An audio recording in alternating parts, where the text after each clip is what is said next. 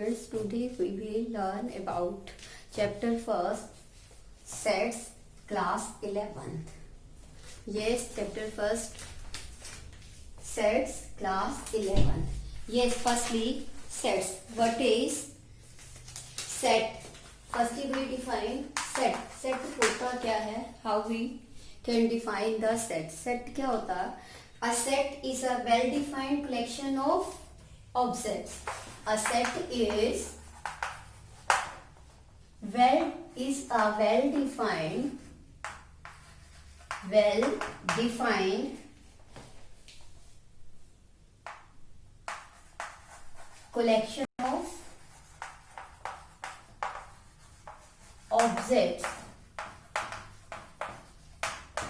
Set क्या होता है? एक कलेक्शन होती है, वेल डिफाइंड कलेक्शन ऑब्जेक्ट्स की, उसको क्या कहते हैं हम? Set. Now again empty set. How we define empty set? Empty set क्या होता है? एम्प्टी से आपको पता चल रहा है कि खाली, जिसमें कुछ भी नहीं है. A set which does not contain any element. A set which does not contain any element, which does not contain any element मतलब ऐसा सेट जिसमें कोई भी एलिमेंट नहीं है, is called empty set, is known as empty set.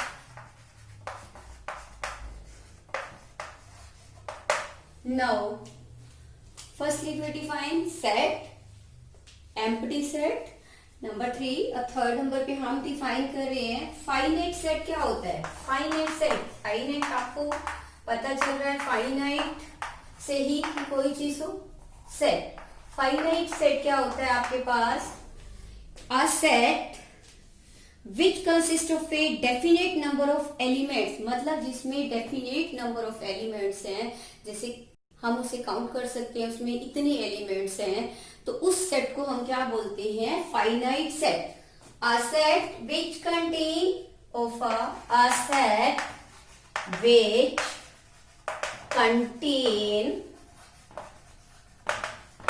which contain of a definite elements, definite number of elements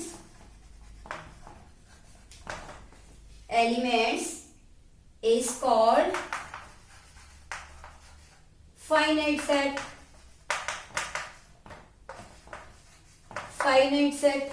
अब जो finite नहीं है वो क्या हो जाएगा हमारा? Infinite set.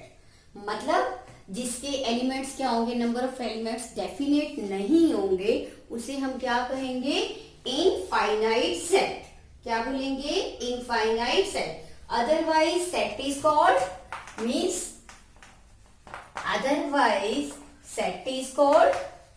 इनफाइनाइट. जो फाइनाइट नहीं है तो वो क्या होगा? इनफाइनाइट सेट होगा. Infinite set. क्लियर? सेट क्या होता है? कलेक्शन ऑफ ऑब्जेक्ट्स होता है, मतलब जितने भी ऑब्जेक्ट्स उसमें हम सेट में कलेक्ट करते हैं वो सारे क्या होते हैं? ऑब्जेक्ट्स. जितने ऑब्जेक्ट्स मतलब उनको उसकी क्या कहा जाता है? एलिमेंट्स. और एम्प्टी सेट क्या होगा? जिसमें कोई भी एलिमेंट नहीं होगा, कोई भी ऑब्जेक्ट नहीं होगा. और फाइनाइट सेट क्या होगा? जिनके जो एलिमेंट्स होंगे उन्हें हम क्या कर सकेंगे? काउंट कर सकेंगे. और हमारे फाइनाइट होंगे, डेफिनेट होंगे नंबर ऑफ एलिमेंट्स, तो वो हमारा क्या होगा? फाइनाइट सेट होगा. बाकी जो एक्सेप्ट इसके फाइनाइट के अलावा जो बाकी रह जाएगा, अगर वो फाइनाइट नहीं है तो ऑब्वियसली वो क्या होगा? इनफाइनाइट सेट होगा. Clear? Next. Yes,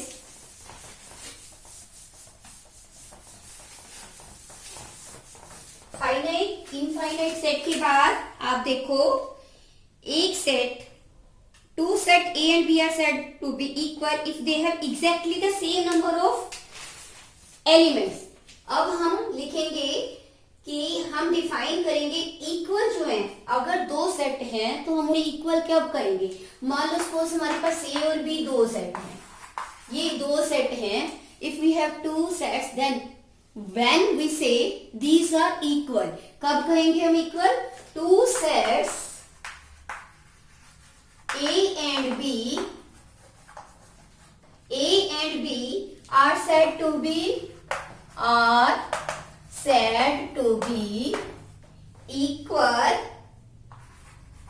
if they have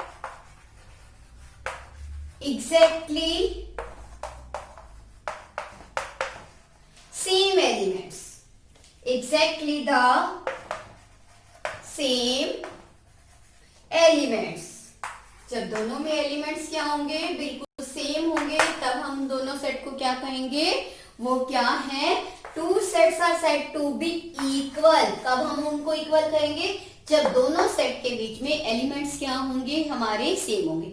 suppose अगर एक ए सेट है उसमें 1 3 5 है एलिमेंट, तो दूसरे सेट में भी क्या होना चाहिए 1 3 5, then we say both A and B are equal sets. Now again these are equal sets. Now set A is said to be subset of B if every element of A is also an element of B. Now what is subset? अब हम subset को कैसे define करेंगे कि subset, देखो set का आगे subset, clear. Subset को हम कैसे डिफाइन करेंगे, a set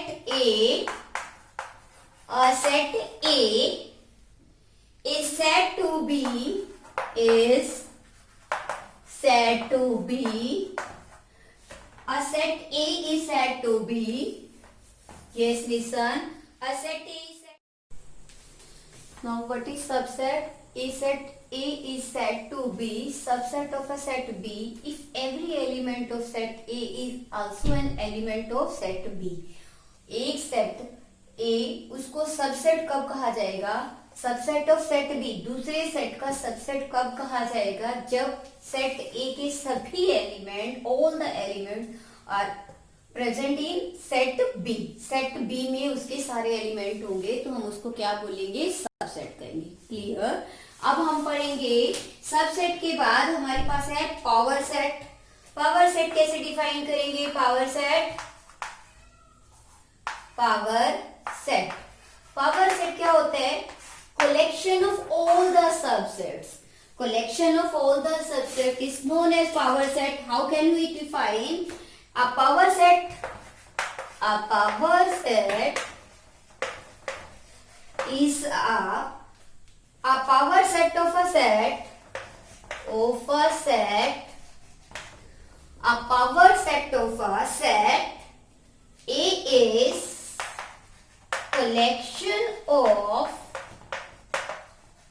collection of all subsets of A, all subsets of A।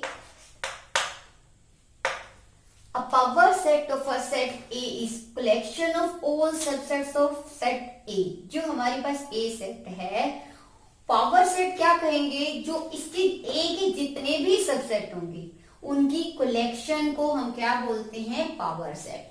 और पावर सेट को हम कैसे डिनोट करते हैं, कैसे दिखाते हैं, उसे कैसे रिप्रेजेंट करते हैं, it is represented by PA, power set of A. It is denoted by इसको कैसे रिप्रेजेंट किया जाता है, PA, power set of A. P से power set of A. Subset आपको क्लियर हुआ। जैसे अगर हमारे पास एक सेट बी है और सेट ए को हम उसका सबसेट कब कहेंगे, जब सारे एलिमेंट ए के जो हैं वो बी में होने चाहिए, तो अब हम क्या कहेंगे, सेट ए जो है सेट बी का क्या है, सबसेट है। पावर सेट क्या होगा, अगर ए का पावर सेट हमने लिखना है, हमारे पास कोई सेट है तो उसके जितने भी सबसेट्स बनेंगे उनकी कलेक्शन को हम क्या बोलेंगे, पावर सेट बोलेंगे। पावर सेट को हम डिनोट किससे करेंगे, रिप्रेजेंट किससे करेंगे, PA। Now again, union of sets से आपको पता चल रहा है कि दो को मिलाना। Yes, union of two sets, union of two sets, अगर हमारे पास टू सेट है तो उनकी यूनियन क्या होती है? Union of two sets, the union of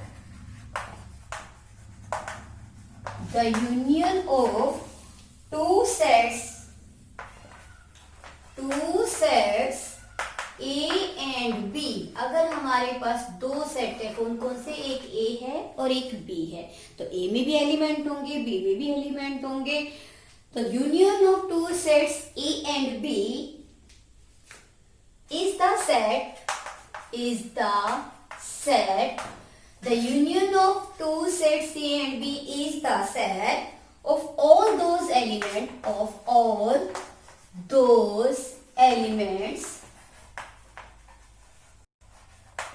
वो सब elements, the union of two sets A and B is the set, उसको बोलेंगे, उस सेट को कहेंगे all those elements which are, या तो क्या होंगे? विच आर इधर इन ए और इन बी, विच आर इधर इन ए और बी। चाहे वो ए के एलिमेंट है, चाहे वो बी के एलिमेंट है, उनकी यूनियन या तो ए में है या बी में है। उन सब एलिमेंट्स को इकट्ठे जब एक सेट बनेगा तो उसको हम बोलेंगे यूनियन ऑफ टू सेट्स।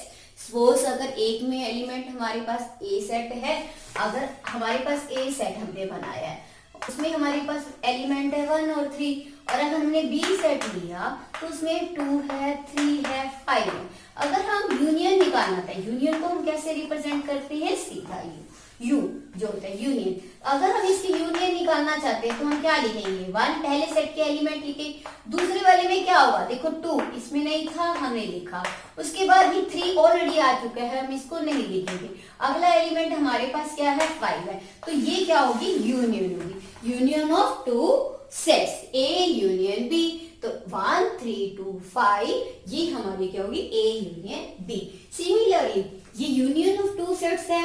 अगर हम इंटरसेक्शंस ऑफ टू सेट्स कैसे डिफाइन करेंगे? ये हमारी क्या थी? यूनियन थी। अगर हम intersection of two sets define करना चाहते हैं, इंटरसेक्शन ऑफ टू सेट्स, अब आपने पहले यूनियन किया था, यूनियन में हमने क्या किया था कि दोनों सेट्स के एलिमेंट्स का एक सेट बनाया था। क्लियर? अब हम इंटरसेक्शन में, अगर हमने दो सेट्स हैं हमारे पास, उनकी इंटरसेक्शन निकालनी है तो उन दोनों के बीच में क्या होना चाहिए? जो कॉमन होगा, जो दोनों में कॉमन एलिमेंट्स होंगे, वही हमारा क्या होगा? उन दोनों की इंटरसेक्शन से बना हुआ सेट होगा। Yes, clear? Intersection of two, the intersection of two sets A and B, how can we define? The intersection of two sets A and B is the two sets A and B is the set, कौन सा set होगा? is the set of all elements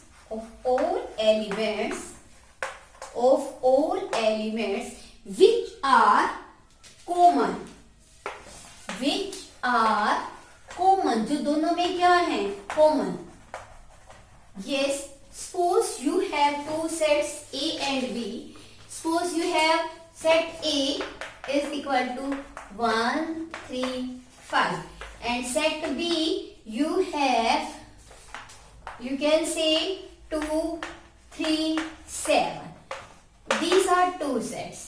तो अब हमने intersection को हम कैसे define करते हैं? ऐसे, we want to find the intersection of A and B। तो A and B में इंटरसेक्शन फाइंड आउट करने। देखो, जो दोनों में कॉमन एलिमेंट है, कॉमन एलिमेंट दोनों में क्या है? 3 है, तो इट मींस जो सेट बनेगा वो क्या होगा? 3। ये इनकी क्या होगी? इंटरसेक्शन। इंटरसेक्शन को कैसे डिफाइन करेंगे? हम रिप्रेजेंट करेंगे उल्टा यू रेसिप्रोकल में, और यूनियन को कैसे? सीधा यू। क्लियर? यूनियन के लिए ये रिप्रेजेंट करते हैं और इंटरसेक्शन के लिए ये साइन है। क्लियर? समझ आया आपको? नेक्स्ट है आपका, देखो ये था intersection of two sets. Yes, again है आपके पास नेक्स्ट इंटरसेक्शन के बाद the difference of two sets A and B in this order is the set of elements which belong to A but not B.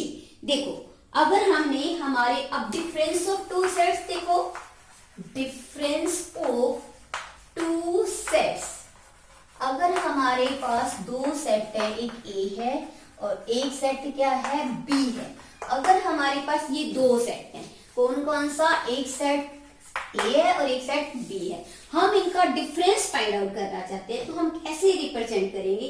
The difference of two sets, the difference of two sets A and B, how can we define the difference of two sets A and B in this order is the set, वो कैसा set बनेगा? Yes, the set of elements which belong to A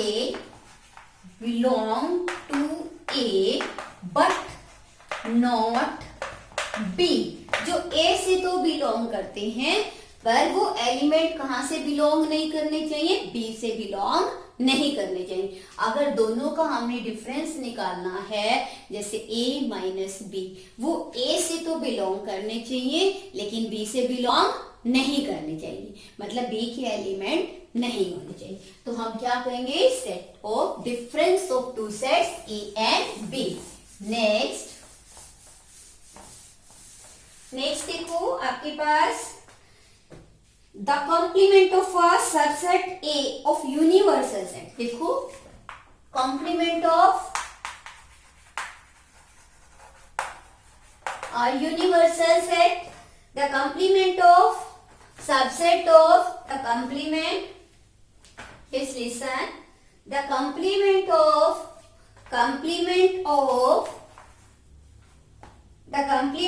subset of A, subset A of the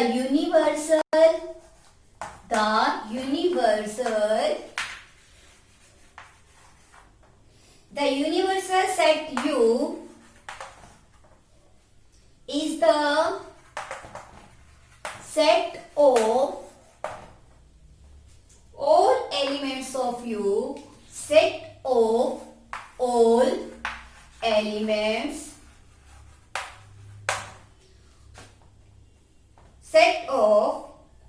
elements of U which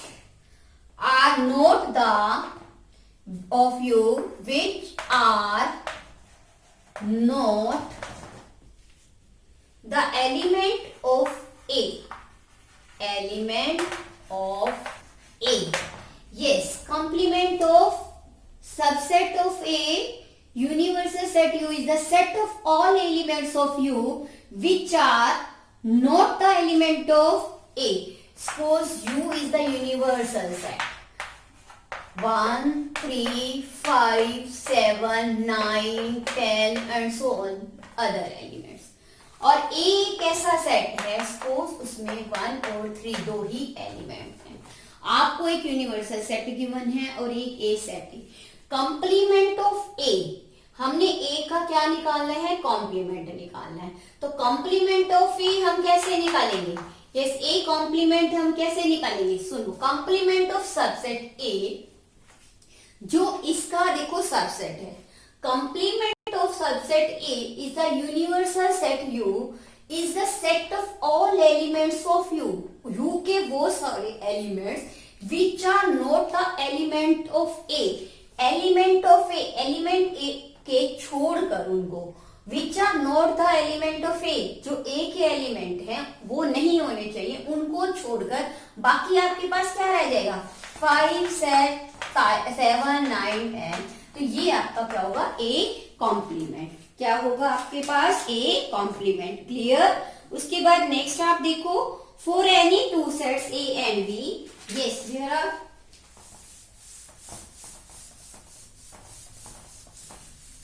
yes complement of A आपको निकालना आ गया। Universal set क्या होता है, एक हमारा कंप्लीट सेट, बड़ा सेट, उसमें से जो उसका ये सबसेट था उसके एलिमेंट्स को छोड़कर बाकी जो हमारे पास रहता है वो क्या है कॉम्प्लीमेंट। अब कोई भी हमारे पास अगर दो सेट हैं, एक सेट ए है और दूसरा सेट हमारे पास कौन सा है सेट बी है, ये हमारे पास दो सेट है, एक सेट ए और एक सेट बी। अगर हम ए यूनियन बी हमारे पास हम ए यूनियन बी का कॉम्प्लीमेंट निकालना चाहते हैं फॉर एनी टू सेट, देखो for any two set A union B, इसका कॉम्प्लीमेंट अगर हम निकालना चाहते हैं तो इसका फार्मूला आप ध्यान रखोगे किसमें चेंज होगा, A complement intersection of B complement. Clear. ये आपको कुछ रूल आपको ध्यान रखने हैं, ये नंबर 1 पे है। नेक्स्ट आप देखो ए इंटरसेक्शन, अगर हमारे पास ए है और इंटरसेक्शन बी है, उसका कॉम्प्लीमेंट अगर हमने निकालना है तो वो किसके इक्वल होगा, A intersect A complement union में चेंज हो जाएगा बी कॉम्प्लीमेंट। क्लियर। ये आपने ध्यान रखना है। अगर हमारे पास कोई भी दो सेट हैं, अगर हम यूनियन का कॉम्प्लीमेंट निकालना चाहते हैं तो किस में चेंज हो जाएगा इंटरसेक्शन में, और इंटरसेक्शन का निकालना चाहते हैं तो किस में चेंज हो जाएगा यूनियन में। क्लियर। नेक्स्ट आपने जो रूल ध्यान रखना है आपने, यस वो आपका नेक्स्ट है आपके पास, अगर आपके पास कोई भी ए और बी फाइनाइट सेट है, set A and set B, both are क्या है, बोथ आर फाइनाइट, हमारे पास क्या है फाइनाइट है। मैंने अभी आपको फाइनाइट और इनफाइनाइट के बारे में बताया था। ये फाइनाइट अगर हमारे पास सेट है तो आपने ध्यान रखना है number of A union B, A union B में जितने भी आपके एलिमेंट्स हैं, number of A union B is equal to आपके पास क्या होगा n A, number of A, उसके बाद number of element A B जो भी है माइनस आपके पास आएगा n A intersection B. This rule is very important और इसको आपने ध्यान रखना है कि अगर आपने ए यूनियन बी है तो एन ए जो नंबर ऑफ ए है, ए के जो जितने एलिमेंट्स हैं बी में जितने हैं, और उसके बाद उनकी इंटरसेक्शंस जो है एन ए जो आपका ए सेट होगा और एन बी क्या होगा जो आपका बी होगा, और ये वाले कौन से होंगे जो इंटरसेक्शन आपको गिवन होगी। नेक्स्ट आपके पास अगर आपके पास एन, नेक्स्ट आपके पास n A union B is union C, अगर आपके पास union n A union B union C, अगला जो है आपके पास क्या है, अगर 3 है आपके पास सेट, एक ए एक बी और एक सी, तीनों की यूनियन अगर आपने देखनी है तो आप कैसे लिखोगे, एन ए फर्स्ट जो आपका ए सेट था, एन बी जो आपका सेकेंड सेट था, एन सी जो आपका थर्ड सेट था। अब देखो फिर से वही आपके पास इंटरसेक्शन दो दो की, पहले आपके पास ओनली 2 सेट थे, अब आपके पास कितने सेट हैं, 3 सेट हैं। तो आपके पास पहला क्या आएगा, A n A intersection B minus, उसके बाद नेक्स्ट में आप क्या करोगे minus n A intersection C, फिर minus n B intersection C plus n A intersection B intersection C. Clear. आपको समझ आया। अगर आपके पास 3 है n A n B n C, A B A C और बी सी दो दो की, उसके बाद आपने प्लस में क्या करना है एन ए बी सी तीनों की जो इंटरसेक्शन है उसी। तो हमने इंट्रोडक्शन में क्या क्या पढ़ा, हमने पहले क्या डिफाइन किया, मैं एक बार फिर से आपको रिपीट कर रही हूँ। हमने क्या पढ़ा, पहले तो सेट की हमने डिफाइनिंग की, सेट में हमने पढ़ा कि अगर हम सेट को किससे डिनोट करते हैं, ए बी सी जो हमारे कैपिटल लेटर्स होते हैं और कर्ली ब्रैकेट्स के बीच में इसके एलिमेंट्स होते हैं, तो हम ऐसे सेट को डिनोट करते हैं और सेट में लिखते हैं। क्लियर, समझ आया।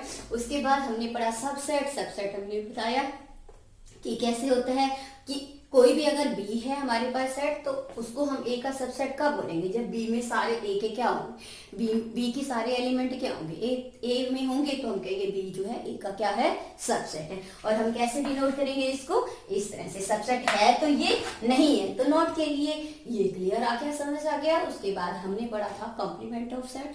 हमने पढ़ा था दो सेट इक्वल कब होते हैं, दो सेट इक्वल कब होते हैं, जब दोनों के एलिमेंट्स क्या होते हैं, बिल्कुल एग्जैक्ट एलिमेंट्स होते हैं। अगर ए में भी है और बी में भी है, सेम एलिमेंट्स है, तो वो क्या हो जाएंगे, एग्जैक्ट सेट हो जाएंगे, इक्वल सेट्स हो जाएंगे। फिर हमने क्या पढ़ा था, कंप्लीमेंट ऑफ सेट्स हमने पढ़ा था union of sets. Union of set हमने दो सेट्स की यूनियन पढ़ी थी। दोनों को हम यूनियन कैसे कहते हैं, अगर ए है और बी है, दोनों को अगर हम इकट्ठा करते हैं तो ए के भी जितने एलिमेंट है बी के भी उसमें होने चाहिए, चाहे वो ए से बिलोंग करे और बी से करे, दोनों के एलिमेंट की यूनियन होती है। और यूनियन को हम कैसे रिप्रेजेंट करते हैं, सीधे यू से। फिर हमने पढ़ा है इंटरसेक्शन। इंटरसेक्शन में क्या, इंटरसेक्शन को हम कैसे डिनोट करते हैं, यू से। और इंटरसेक्शन का मतलब क्या, दो सेक्टर, अगर इंटरसेक्शन दोनों की इंटरसेक्शन निकालनी है तो मतलब दोनों में क्या होना चाहिए, कॉमन जो एलिमेंट है वो उनकी क्या हो जाएगी, इंटरसेक्शन हो जाएगी। इस तरह से हमने कॉम्प्लीमेंट पढ़ा। अगर हमारे पास एक यूनिवर्सल सेट यू है और ए को हम उसका कॉम्प्लीमेंट ऑफ यू कैसे बोलेंगे, ए के एलिमेंट्स को छोड़ के बाकी जो एक्सेप्ट यू के जितने एलिमेंट्स रह जाते हैं तो वो हमारा क्या आ जाएगा, ए कॉम्प्लीमेंट में आ जाएगा। इस तरह से हमने ये सारे क्या है, सारे। उसके बाद हमने A union B and A union B बताया, and A union B union C बताया। ये हमें सारे फार्मूले। अब हम ये देखेंगे सेट को हम टू टाइप से, मतलब दो तरह से हम इसको लिख सकते हैं। एक तो होती है, दो फॉर्म होती है सेट की, कितनी फॉर्म्स होती है, एक होती है रोस्टर फॉर्म होती है और दूसरी फॉर्म जो होती है, इसकी दो फॉर्म होती है। सेट की फॉर्म्स कितनी होती है, एक होती है रोस्टर फॉर्म। कौन सी फॉर्म होती है, रोस्टर फॉर्म। और दूसरी क्या होती है, सेट बिल्डर फॉर्म। कौन सी होती है, set builder form. Builder form. अब एक रोस्टर फॉर्म में जैसे आप मान लो आप डिनोट करते हो, आपके पास सेट होते हैं, ए है आपके पास, आप इसको दिखाते हो 1 2 3 4 ऑल दीज एलिमेंट, वो हमारी क्या होती है, इस तरह से अगर हम दिखाते हैं तो उसको बोलते हैं हम रोस्टर फॉर्म। और सेट बिल्डर फॉर्म में मान लो हमारे पास ये है 3 6 9 और 12 है। अगर ये हमारे पास कोई सेट है, ये हमारा कौन सी फॉर्म है, ये फॉर्म है। कौन सी फॉर्म है, रोस्टर फॉर्म है। हम इसको सेट बिल्डर फॉर्म में लिखना चाहते हैं तो हम क्या लिखेंगे, यस एक्स कैसा एक्स है, देखो 3 के सारे क्या है, मल्टीपल है, तो हम क्या लिखेंगे, x is equal to 3n। देखो 1 रखेंगे 3 1 द 3, अगर 2 रखेंगे 3 2 द 6, 3 रखेंगे 3 3 द 9, 3 4 द 12। तो इसका मतलब ये सारे क्या है, ये n जो है, n किससे, n बिलोंग करता है नेचुरल नंबर से। n किससे बिलोंग करता है, न, और n देखो हमने कहा 1 रखा तो आया 3, 2 रखा तो 6 आया, 3 रखा तो हमने n की वैल्यू 3 वैल्यू पुट की तो 3 3 द 9, और 4 वैल्यू पुट की तो 3 4 था। तो n हमारा कहां तक गया है, 4 तक गया है। तो हम क्या लिख सकते हैं, 1 is n is equal to 4। 1 से स्टार्ट हो गया, 1 के इक्वल हो गया और 4 के इक्वल हो गया। 4 से ज्यादा तो हम जा नहीं सकते, 4 के बराबर हो गया। तो ये वाली फॉर्म जो होती है, ये कौन सी फॉर्म होती है, इसकी सेट बिल्डर फॉर्म। और ये फॉर्म कौन सी होती है, रोस्टर फॉर्म। क्लियर। अब हमने दोनों फॉर्म में पढ़ा, सेट किस तरह से हम डिफाइन करते हैं, दो तरह से, एक रोस्टर फॉर्म में और एक सेट बिल्डर फॉर्म में। Yes, this is the overall introduction of sets. Now we will start exercise 1.1 chapter first sets. Yes, class 11. First exercise, first question है, which of the following are sets? Justify your answer. हमने ये बताना है, जो given questions जो हमारे को parts given है उसमें हमने ये बताना है कि क्या ये सेट्स हैं, और हमने ये जस्टिफाई भी करना है कि कैसे वो सेट है या नहीं है। फर्स्ट आपका है the collection of all the months of the year beginning with the letter J। जो लेटर J से स्टार्ट होते हैं उन मंथ के नाम। देखो आपके पास क्या है, the members of collections are, देखो आपके पास कितने हैं, जनवरी और जून और जुलाई। The member of this collection, first part, question number first का फर्स्ट पार्ट जो है, द मेंबर्स ऑफ कलेक्शन। देखो इस कलेक्शंस के जो उन्होंने बोले हैं वो मंथ लिखने हैं जो जे से स्टार्ट होते हैं। जे से आपका कौन सा स्टार्ट होता है? जनवरी, जून और जुलाई। ईयर में 3 आपके क्या आते हैं?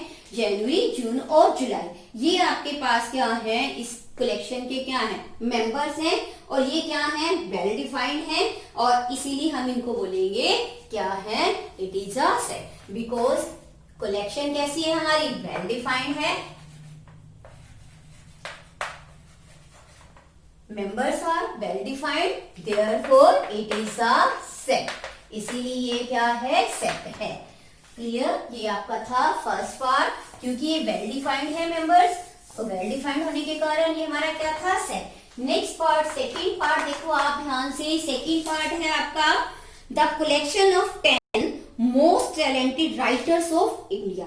देखो, most talented writers of India. Most talented तो बहुत सारे राइटर्स होते हैं, तो इसलिए क्या है? अ writer may be most talented in one person, may not be so the this collection is not well defined, hence it is not a set। देखो, मोस्ट टैलेंटेड बहुत सारे हो सकते हैं। अब सभी मोस्ट टैलेंटेड है, ये थोड़ी ना है कि हम उन्हें काउंट करेंगे, देखेंगे कितने मतलब एलिमेंट्स हो जाएंगे।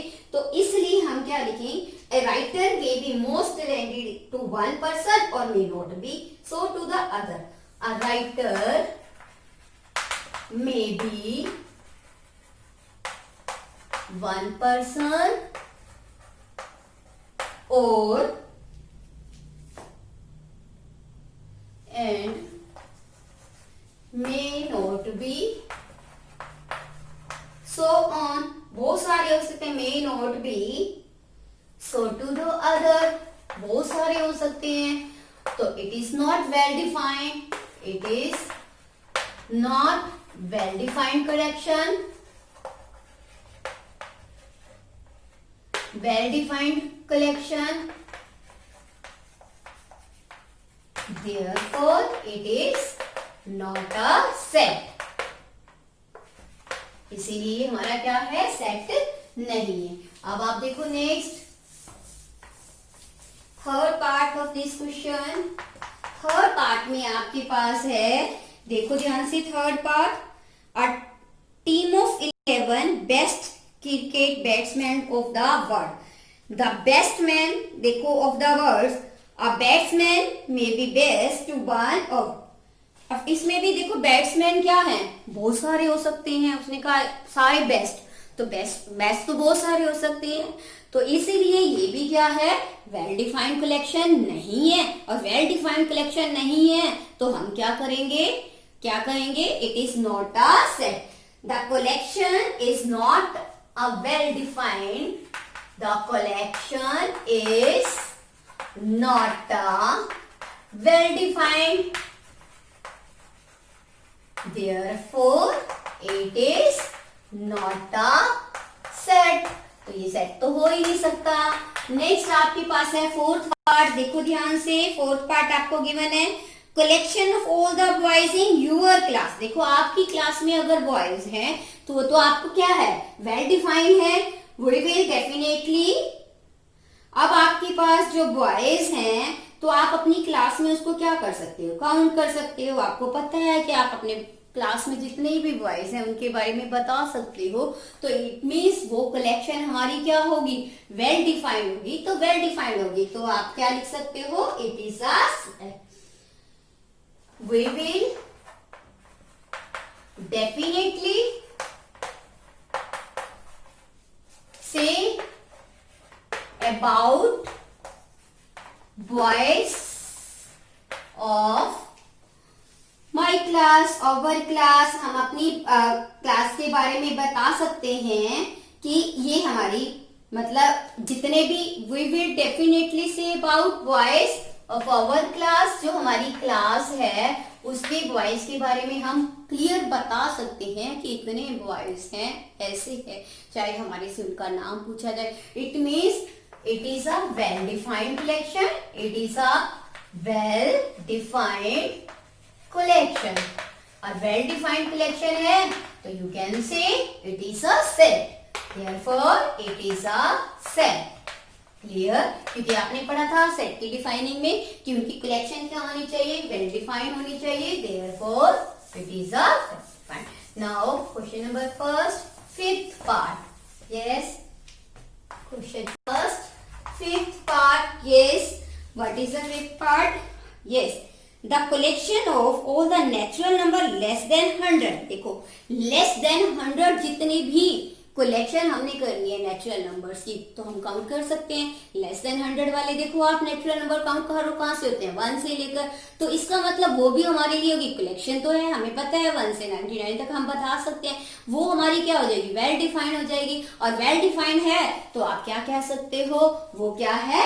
सेट है। Yes, the collection of the members of collection are members of collection। क्या है हमारे पास? अभी मैंने आपको बताया कलेक्शन आर क्या है? 1 से आप स्टार्ट करो तो कहां तक आपके पास जाएंगे? 99, क्योंकि लेस देन 100 बोला है तो आपको पता है 99, तो इट मीन्स क्या आ जाएगा? क्या होगा? It is therefore it is a well defined collection. Well defined collection, इसको हम अच्छी तरह से डिफाइन कर सकते हैं, बता सकते हैं। वेल डिफाइंड कलेक्शन, और जो वेल डिफाइंड कलेक्शन होती है वो हमारी क्या होती है? देयरफॉर इट इज अ, या यू कैन से it implies it is a set. ये हमारे पास क्या है? एक सेट बनाता है। ये आपका क्या था? Fifth part. नाउ अगेन देखो sixth part of first question. Sixth part, yes, sixth part में आपके पास कहा है A collection of novels written by the writer Munshi Premchand. Munshi Premchand ने जितने भी राइटर्स, मतलब जितने भी नॉवेल्स लिखे हैं उनका, देखो मुंशी प्रेमचंद ने जितने भी नॉवेल्स लिखे होंगे, नॉवेल्स हम उनको काउंट कर सकते हैं, तो उनके द्वारा जितने भी हैं वो हमारी क्या हो जाएगी? कलेक्शन। वेल डिफाइंड, वो सारे हमारे क्या हो जाएंगे? ऑब्जेक्ट्स हो जाएंगे, मेंबर्स ऑफ जो कलेक्शन के होंगे वो क्या होंगे? सारे नॉवेल्स होंगे जो मुंशी प्रेमचंद जी ने लिखे हैं। तो इसका मतलब हमारी कलेक्शन क्या होगी? वेल डिफाइंड होगी। वेल डिफाइंड होने के बाद हम उसको क्या बोलेंगे? Set. Yes, the members of collections are the novels, the members of collection are the novels written by Munshi Premchand. क्या नाम है? मुंशी प्रेमचंद। तो इट मीन्स हम तो उनको काउंट कर सकते हैं, उनको वेल डिफाइंड मैनर में लिख सकते हैं। तो it is well defined collection, it is a well defined collection. अगर वेल डिफाइंड कलेक्शन है तो यू कैन से it is a set, it is a set. Yes, this is sixth part. Now seventh part. Yes, seventh part of this question.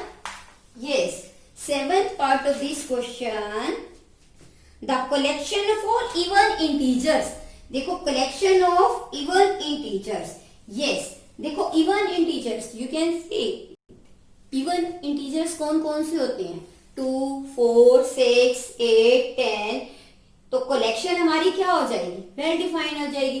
तो members of collections are क्या हो जाएंगे? the members of collection are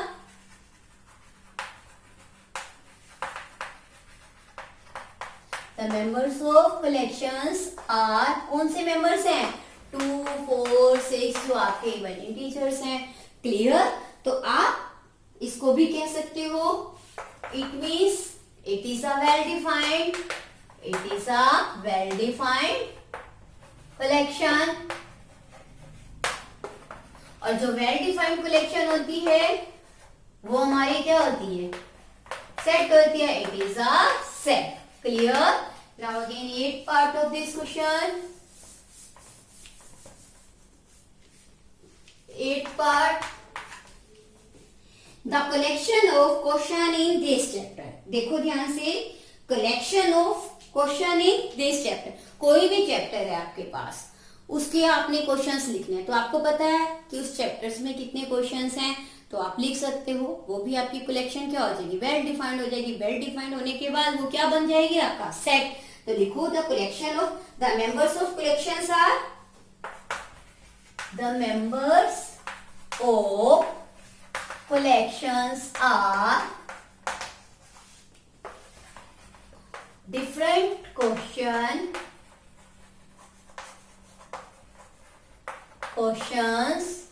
from this chapter. उस chapter के आप सभी questions लिख सकते हो. It means it is a well-defined collection. It is a well-defined collection. Well-defined collection. Therefore, you can say it is a set. जो well-defined collection होती है वो आपका क्या होती है? Set होती है. This is 8th part of this question.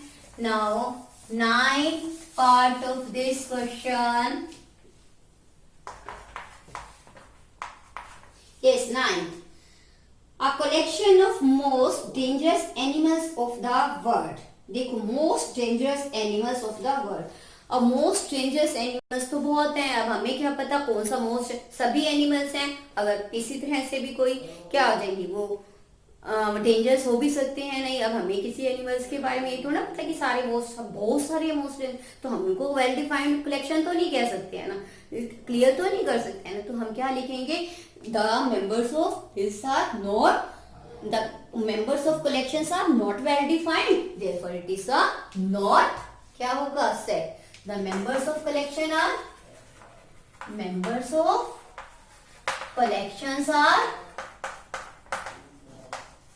the members of collections are most dangerous animals. Most dangerous animals. The members are not well defined. Members of this set are not क्या है? well defined. मतलब collections हमारी क्या है? not well defined. Collections are not well defined. Not well defined. और अगर जो collection हमारी well defined नहीं है तो it means is not a set. Not a set. तो वो सेट भी नहीं है, क्योंकि हमें सेट में क्या डिफाइन करना है? जो well defined कलेक्शन होती है जिसको हम डिफाइन कर.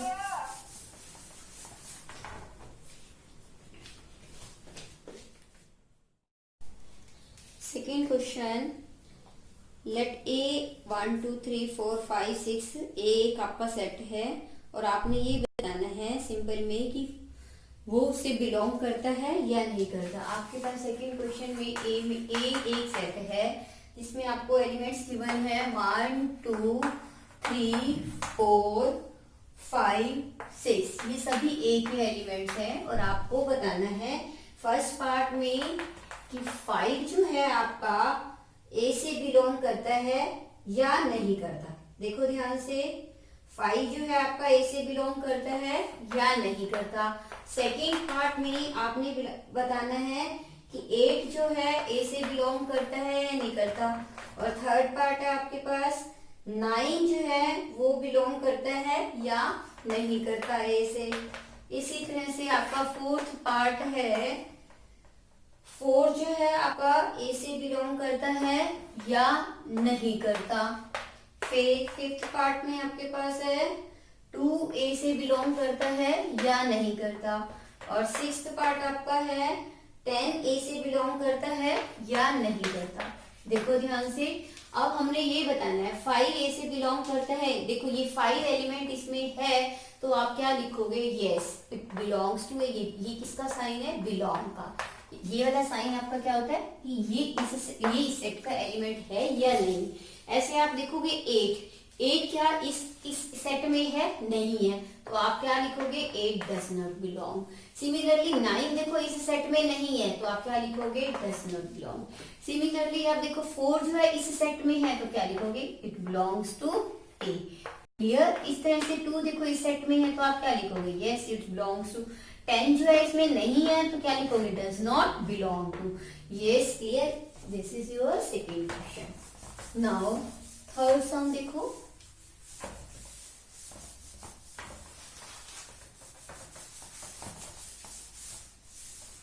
थर्ड सम आपके पास है, यस यस थर्ड सम में आपने बताना है write the following in the roster form. मैंने आपको दो फॉर्म बताई थी, रोस्टर फॉर्म और दूसरी फॉर्म कौन सी होती है, सेट बिल्डर। अब हमारे पास सेट बिल्डर में आपके पास गिवन है ए पार्ट में x is an integer -3 less than equal to x less than 7। तो आप इसको फर्स्ट पार्ट में आपने इसको कौन सी फॉर्म में लिखना है, रोस्टर फॉर्म में। रोस्टर फॉर्म में आपके पास क्या आएगा, -3 -2 -1 0। और देखो आपने कहां तक लिखना है, less than 7। Less than 7 means 1 2 3 4 5 6 less than 7। और सेकेंड पार्ट आपके पास गिवन है x is a natural number less than 6।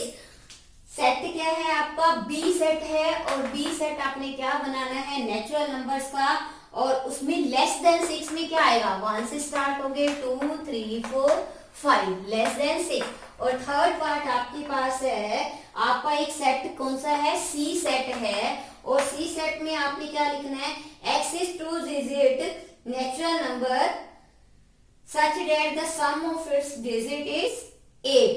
ऐसे डिजिट, दो डिजिट का एक नंबर है और दोनों डिजिट का सम क्या आना चाहिए, हमारे पास 8 आना चाहिए। देखो 1 17, 7 और 1 क्या बन जाएगा, दोनों डिजिट का सम 8। फिर उसके बाद 2 और 6 26। फिर 3 में आप देखो आपके पास 3 और 5 35, देखो सम क्या आना चाहिए 8। फिर 4 वाले में देखो 44। फिर इसी तरह से आप 5 वाले में देखोगे आपके पास क्या आएगा, 3। इसके बाद आप 6 वाला देखोगे तो 6 2। फिर उसके बाद सेकेंड जो है आपके पास क्या हो जाएगा, 7 और 1। उसके बाद जब आप 8 के साथ लोगे तो 8 और 0। ये आपका देखो दो डिजिट का नंबर हो गया, 2 डिजिट नंबर हो गया, दोनों का सम क्या हो गया आपके पास 8। नेक्स्ट है आपका फोर्थ पार्ट। फोर्थ पार्ट में आपके पास एक सेट है, डी सेट है। और उस सेट में आपने क्या लिखना है, x is a prime number which is divisible divisor of 60। एक प्राइम नंबर है और वो प्राइम नंबर डिवाइजर ऑफ 60, जो 60 को क्या कर दे, डिवाइड कर दे। देखो 2 एक प्राइम नंबर है जो 60 को क्या कर रहा है, डिवाइड कर रहा है। 3 अगर आप देखते हो, 3 भी एक प्राइम नंबर है और वो क्या कर रहा है, 60 को डिवाइड कर रहा है। और उसके बाद देखो ध्यान से, उस 3 के बाद आपके पास 5 क्या है, 5 भी क्या है, डिवाइजर है 60 का, और ये एक प्राइम नंबर है जो 60 को डिवाइड कर रहा है। फिफ्थ पार्ट जो है आपके पास, फिफ्थ पार्ट में है आपके पास एक सेट है, ई है। कौन सा सेट है, ई सेट है। और ई सेट कैसा है, the set of all letters in the word trigonometry. Trigonometry के जो सारे आपके पास ट्रिग्नोमेट्री के जो मतलब लेटर्स हैं उनका सेट, ट्रिग्नोमेट्री। देखो टी आर आई, ध्यान से देखो टी आर आई, ट्रिग्नो जी ओ, जी आ गया आपके पास, फिर ओ आ गया, ट्रिग्नो एन ओ, एन देखो एन ओ आपका एक बार आ चुका है तो आप उसे दोबारा रिपीट नहीं करोगे। एन ओ एम ई, देखो ई, टी आर वाई, देखो टी आपका पहले आ गया, आर भी आपके पास पहले आ गया, वह क्या आ गया आपके पास, वाई। तो ये आपके क्या होंगे, एलिमेंट्स होंगे ई सेट के। उसके बाद आपके पास सिक्स्थ पार्ट है, देखो ध्यान से सिक्स्थ पार्ट, एक सेट कैसा है, एफ सेट है। उस सेट का नाम क्या है आपके पास, एफ। और उसमें एलिमेंट क्या है, the set of letters in the word better. Better B E T, देखो better B E double T है, लेकिन हम एलिमेंट्स को रिपीट नहीं करते हैं, हम एक ही बार लिखते हैं, बी ई डबल टी फिर ई आर। देखो ई आपका पहले आ गया ऑलरेडी, तो इसमें क्या रह जाएगा आपके पास आर। ये आपका कौन सा क्वेश्चन था, थर्ड क्वेश्चन था। ये आपकी कौन सी फॉर्म में आपने लिखा इसको, रोस्टर फॉर्म में। अब आपका फोर्थ क्वेश्चन जो है उसमें ध्यान से देखो, आपको रोस्टर फॉर्म में गिवन है, अब आपने क्या लिखना है, सेट बिल्डर फॉर्म में। आपने दो तरह की फॉर्म समझी थी, एक सेट बिल्डर फॉर्म और एक रोस्टर। रोस्टर फॉर्म में आपने लिखा है, अब आपको रोस्टर फॉर्म में गिवन है और आपने लिखना क्या है, उसे सेट बिल्डर फॉर्म में लिखना है। फर्स्ट है 3 6 9 12। हम एक ऐसा सेट लेते हैं एक्स, एक्स क्या है उसमें, x such that is equal to 3n। देखो क्योंकि आपको गिवन है 3 6 9 12, देखो आप 3n, अगर n की वैल्यू आप क्या करते हैं, n आपका कहाँ से नेचुरल नंबर से बिलोंग करता है और ये कहाँ तक है, क्योंकि आपके पास 12 तक है। अगर 1 रखोगे 3 1 द 3, 2 रखोगे 3 2 द 6, 3 रखोगे 3 3 द 9 और 4 रखोगे 3 4 द 12। तो n आपका कहाँ से बिलोंग कर रहा है, कहाँ से कहाँ तक, 1 से स्टार्ट है और कहाँ तक है आपका 4 तक। क्लियर, ये आपकी कौन सी फॉर्म है, सेट बिल्डर फॉर्म। ऐसे ही आपका इसका सेकेंड पार्ट है, आपके पास सेकेंड है 2 4 6 2 4 सॉरी 2 4 8 16 32। देखो 2 4 8, 2 टू द 4, फिर 4 टू द क्या बन गया 8, 8 टू द क्या बन गया 16, 16 टू द क्या बन गया 30। तो हमने देखो 2 की पावर 1 था तो 2 आया, 2 की पावर 2 था 4 आया, 2 की पावर 3 था आपके पास क्या आ गया 8, 2 की पावर 4 है तो आपके पास क्या आएगा 16, 2 की पावर आपके पास 2 रेज़ टू पावर अगर आपके पास 5 है तो आपके पास क्या बनेगा 32। तो इसका मतलब हमारा x क्या है, such that x is equal to 2 raise to power n।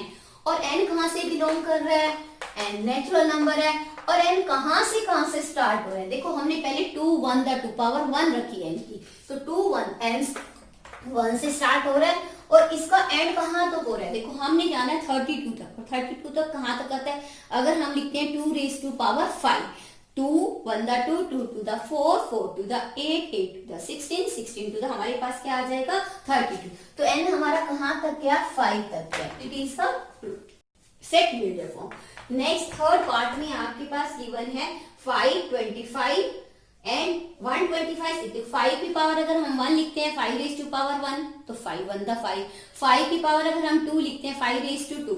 तो सेट बिल्डर फॉर्म हम कैसे बनाएंगे, 5 रेज़ टू पावर देखो आपका कहां तक है n है, अगर हम 1 लिखते हैं n कहां से बिलोंग करेगा n से, n कहां से, देखो हमने कहां से शुरू करना है 1 से, 5 1 द 5, 5 टू द अगर हम ऊपर पावर 2 लिखते हैं 5 5 का क्या आ जाएगा 25, अगर हम 3 लिखते हैं तो 25 5 का क्या हो जाएगा 125, फिर अगर हम 4 लिखते हैं तो हमारे पास क्या आ जाएगा 625।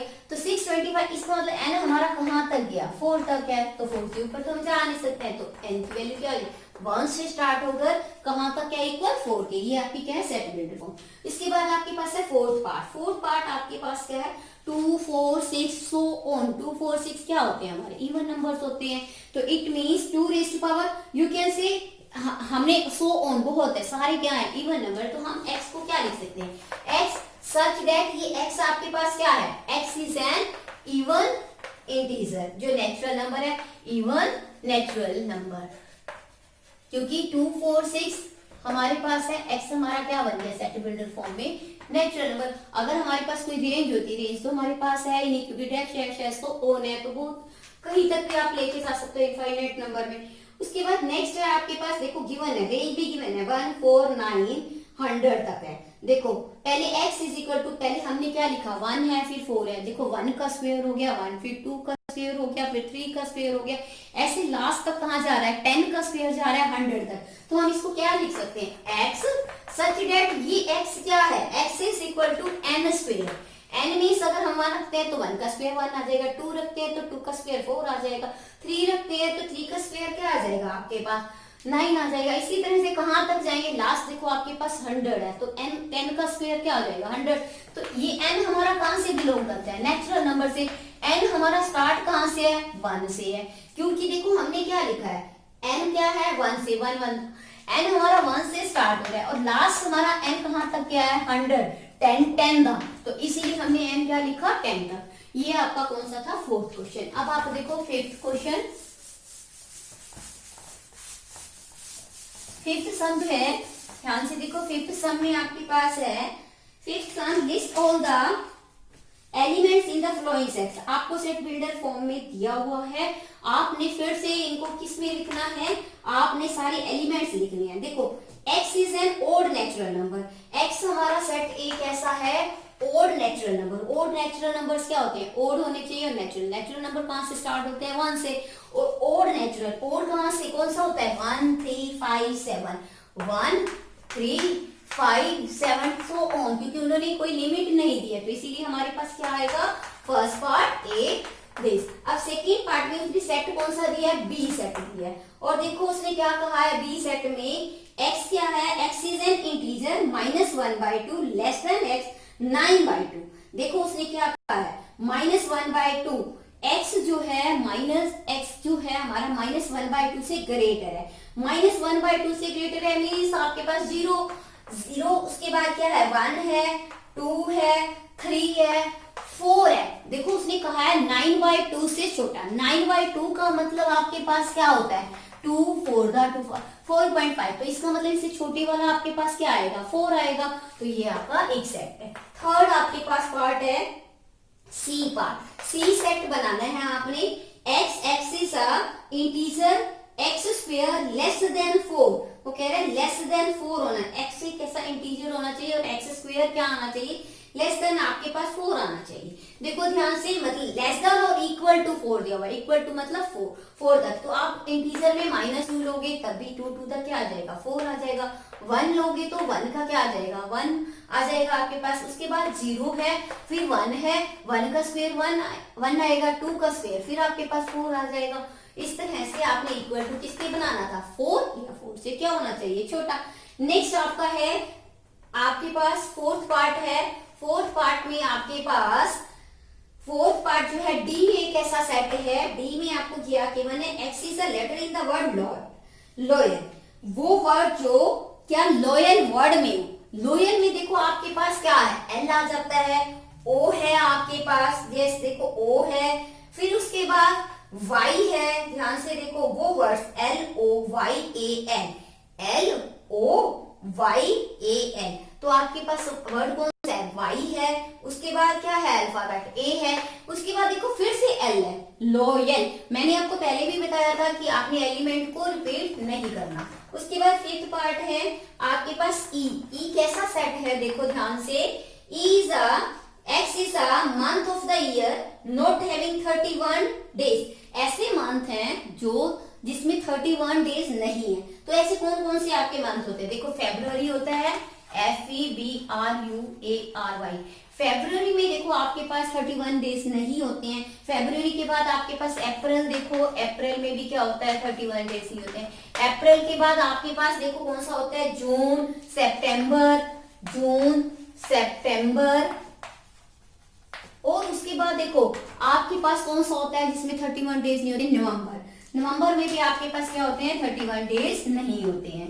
वो मंथ आपने लिखने हैं जिनमें 31 डेज नहीं होते। उसके बाद नेक्स्ट आपका है sixth part. Yes sixth part में देखो ध्यान से। सिक्स्थ पार्ट में आपके पास एक सेट है। ऐसा सेट है आपका सेट F है और उसमें आपको बताया हुआ है X is a consonant in the English alphabet which proceeds के। वो कंसोनेंट जो प्रोसीड्स मतलब के को प्रोसीड करते हैं। अब देखो कौन कौन से ऐसे कंसोनेंट्स हैं देखो ध्यान से BCDFGH जो क्या करते हैं कंसोनेंट्स क्या करते हैं विच प्रोसीड्स के को प्रोसीड्स करते हैं BC।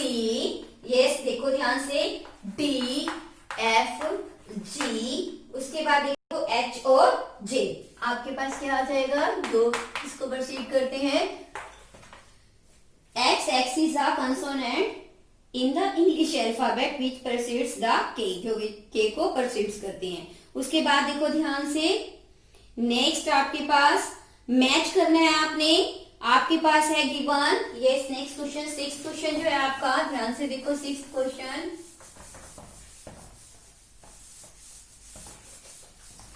सिक्स्थ सम आपके पास